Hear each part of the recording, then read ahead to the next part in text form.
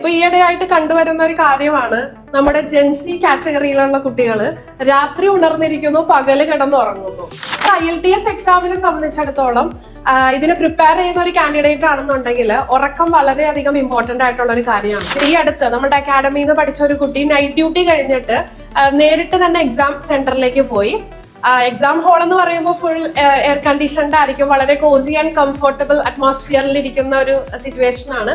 എന്ത് സംഭവിച്ചെന്ന് വെച്ചാൽ ലിസണിങ് ടാസ്ക് നടന്നുകൊണ്ടിരിക്കുന്നതിന്റെ ഇടയിൽ ആൾ ഉറങ്ങി വീണു. എക്സിക്യൂട്ടീവ് വന്ന് തട്ടി വിളിച്ചപ്പോഴാണ് പുള്ളിക്കാരനൊന്ന് ഉണർന്നത്. അപ്പോൾ അതെന്തുകൊണ്ടാണ് അങ്ങനെ സംഭവിച്ചതെന്ന് വെച്ചാൽ തലേ ദിവസം പ്രോപ്പറായിട്ട് ഉറക്കം അദ്ദേഹത്തിന് കിട്ടിയിട്ടില്ല. ഉറങ്ങാതിരിക്കുമ്പോൾ എന്ത് പറ്റും? ബ്രെയിൻ പ്രൊഡക്റ്റീവ് ആകില്ല. നമുക്കുള്ള തോട്ട്സ് പോലും നമുക്ക് നല്ല രീതിയിൽ സ്ട്രക്ചർ ചെയ്ത് അവിടെ ഡെലിവറി ചെയ്യാനായിട്ട് പറ്റില്ല.